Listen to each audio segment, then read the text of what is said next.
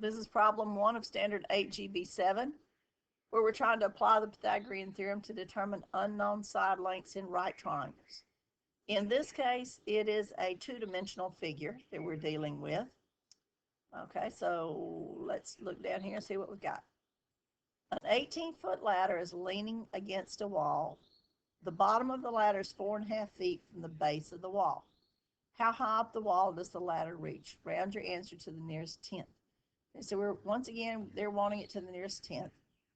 It's an 18-foot long ladder, 4.5 feet from the base. They've drawn it out for us right here. You can notice that we've got our right triangle. Let's just draw it out so we can see it. There's one side.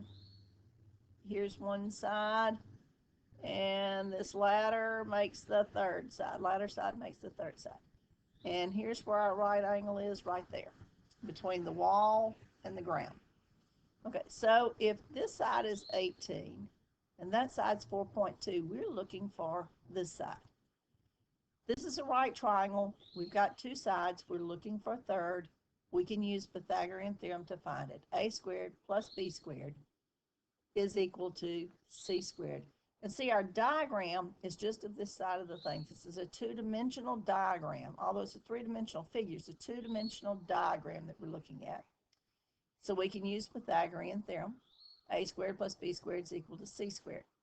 Our c is across from the right angle. It's our longest side. So our c is our 18. I'm going to substitute 18 in for c.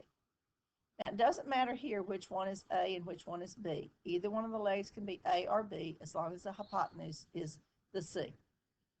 So in place of the A, I'm going to put 4.5. I'm going to substitute it in. In place of the B, I'm going to substitute in the X. And there we've got it. 4.5 squared plus X squared equals 18 squared. We just need to solve for the X. Let's go ahead with our calculator.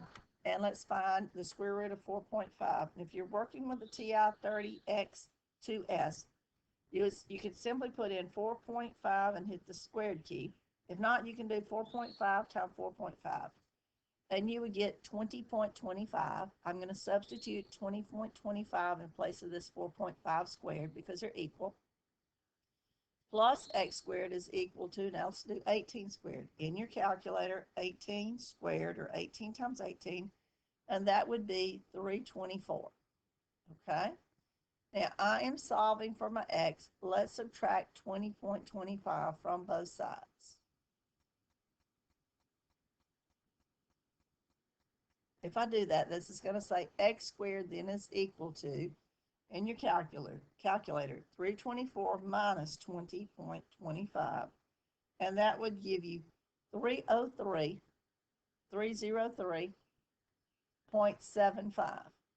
303.75/100. Now, I'm not looking for x squared, am I? I'm looking for x. The opposite of squaring something is to take the square root. So on both of these, and what I do to one side of the equal side, I have to do to the other. If I take the square root of x squared, it gives me x.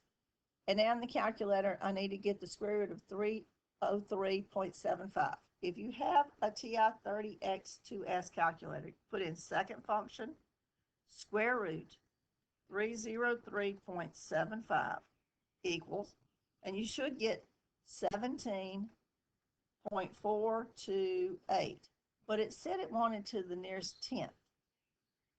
Tenth would be one decimal place. What we do is we look at the digit that's behind the tenths place, and we decide whether we're rounding up or down. 4 or less, let it rest. 5 or more, raise the score. This is 4 or less. 2 is 4 or less, so I do not change this 4. The length of that wall would be 17.4, and what units are we dealing with? Feet. Now let's see if this makes sense.